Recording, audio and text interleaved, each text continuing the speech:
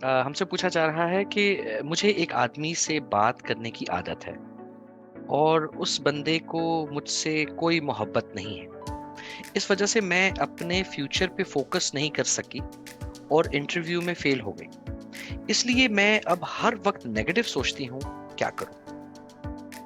देखें, ये तो आजकल बहुत सारे टिपिकल जो आजकल यूथ का बहुत बड़ा मसला ये है, क्योंकि हम आम तौर पे वो चिट चैट वगैरह करते रहते हैं। और अब आपकी अगर सिचुएशन पे बात करें तो देखें, ये अब एक ट्रॉमेटिक सिचुएशन है कि क्या किया कि आपने उनके साथ जो भी इन्वॉल्वमेंट थी, अब उसके बाद वो आपको एक्सपेक्टेशंस जो हैं, जो आप चाह रही थी, वो नहीं हो सकी। तो जिसकी वजह से आम तौर पे आजकल हमारे यूथ का सबसे बड़ा मसला ये है, वो इस बात को इतना ज़्यादा अपने सर पे सवार कर लेते हैं, ये मोहब्बत वगैरह और ऐसी-वैसी बातों को, कि वो समझते हैं कि शायद हमारी सारी ज़िंदगी ही ये है और तो ज़िंदगी में जैसे करने वाले कोई काम है ही नहीं। तो इसमें नो डाउट कि आप लोगों की एज ही ऐसी है। मैं बिल्कुल भी आपको कोई ब्लेम वर्दी नहीं ठहराऊँगा इस पे, मैं बिल्कुल भी आपको कुछ ऐसी नसीहतें नहीं करने जा रहा जो कि आपने हर जगह से सुनी ही होती हैं। आजकल इंटरनेट का दौर है, हर बंदे के पास इतनी इन्फॉर्मेशन है, और लेकिन मसला ये है कि इन नसीहतों का हमारे ऊपर कोई अमल नहीं होता। सो दैट इज़ व्हाई मैं कोई आपको ऐसी नसीहत वगैरह नहीं करने जा रहा कि आपको क्या करना चाहिए, क्या नहीं करना चाहिए। ये तो हमारी जो प्रायोरिटी है वो आपकी हेल्थ है, आपकी ज़हनी सेहत है।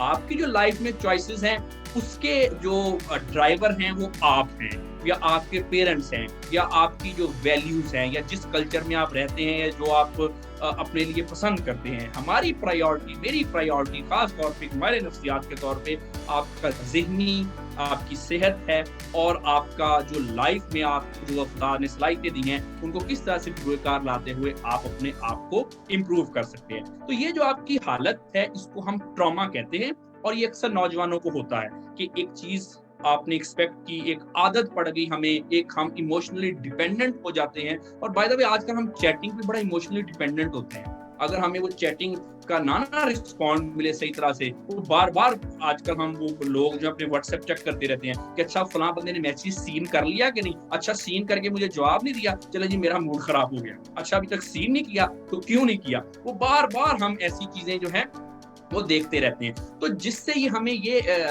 होता है कि ना सिर्फ कि हम, ये हमारी एक एक्टिविटी है, बल्कि हम कहीं न कहीं इस चीज़ पे इमोशनली डिपेंडेंट भी हो गए हैं। और ख़ास तौर पे जब हम ये सारी जो चैटिंग वगैरह है, बातें वगैरह हम ऐसे शख्स से करें जो कि नॉर्मली अपोज़िट जेंडर से ताल्लुक़ रखता हो।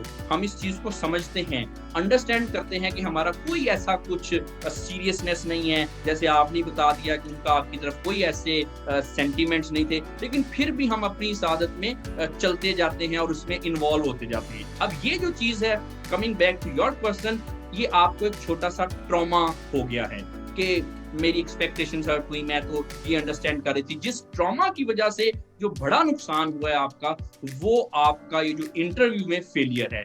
सबसे इम्पोर्टेंट ये चीज़ थी।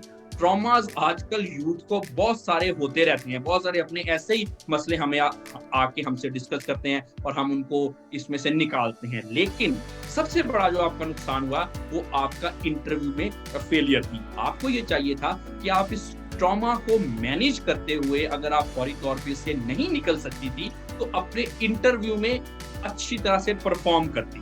अगेन वही ओवरथिंकिंग वाली बात आ गई कि एक मेरे साथ बुरी चीज़ होगी, अब मैंने इंटरव्यू भी देना है या मैंने कोई काम भी करना है, तो मुझे वही सोच मेरे ज़हन पे आ रही है, जो कि बिल्कुल एक इलॉजिकल सोच है, उसको भूलना ही बेहतर था। अब ट्रॉमा में फिर क्या हुआ, अब आपकी आगे फिर एक स्टेज, ये आप नेक्स्ट स्टेज पे पहुँच गई कि अब मैं हर चीज़ को ही नेगेटिव सोचती हूँ, क्योंकि मेरे साथ ऐसे हुआ था, तो फिर ऐसे ना हो जाए, फिर वैसा ना हो जाए। देखें, अगर मैं आपको एक बात बताना चाहता हूँ कि अगर किसी किताब का एक चैप्टर खराब है, अगर आपकी ज़िंदगी की किताब का एक चैप्टर बुरा हो गया, तो इसका ये मतलब नहीं कि आपकी पूरी ज़िंदगी की किताब ही बुरी होगी।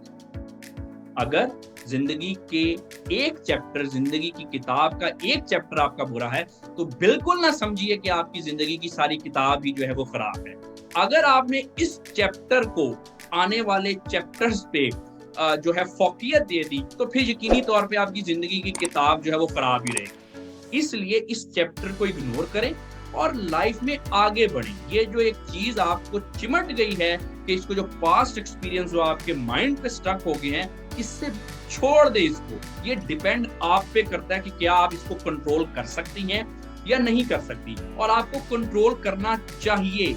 ऐसी बात बिल्कुल नहीं है कि वो जैसे, ये तो वही बात है ना कि वो दूध का जला छाछ भी फूक फूक के पीता है, हालांकि छाछ को फूकने की कोई जरूरत नहीं होती, वो तो वैसे ही ठंडी होती है। तो इस चीज को हमने मद्देनजर रखना है। आपको चाहिए, ये आपकी सारी लाइफ में भी आपको हॉन्ट कर सकता है, आप इससे निकलें। अगर आपसे खुद ये चीज हैंडल नहीं होती तो आई वुड सजेस्ट कि ये सिचुएशन ज्यादा खराब हो, इससे पहले आपको फौरी तौर पे किसी माहिर नफ्सियात से रजू करना चाहिए।